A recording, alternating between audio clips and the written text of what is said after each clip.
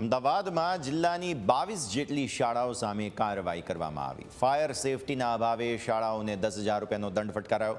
બાવળાની 1, ધંધુકાની 4, મંડળની 3 શાળાને દંડ ફટકારાયો છે। સાણંદની 3, વિરમગામની 2, દસક્રોઈની 2 શાળાઓને દંડ ફટકારાયા છે।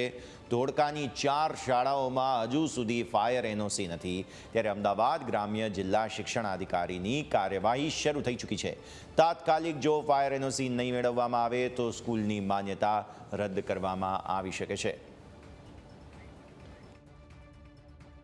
અમદાવાદ ગ્રામ્ય વિસ્તારની પ્રાથમિક વિભાગ હસ્તક આવતી શાળાઓ એટલે કે ડીપીઓ હસ્તક આવતી શાળાઓ કે જે મોટે ભાગે તાલુકા વિસ્તારની છે, આ શાળાઓમાં અગાઉ જે 9 મીટરનો નિયમ હતો કે 9 મીટરથી ઓછી હાઇટ હોય તો તેમને લેવાની રહેતી નથી, પરંતુ ત્યારબાદ અદ્યતન નિયમો મુજબ 500 ચોરસ મીટર કરતાં જ્યારે વધારે બાંધકામ હોય ત્યારે શાળાએ ફાયર એનઓસી માટે બિનઅચૂક અરજી કરવાની રહે છે।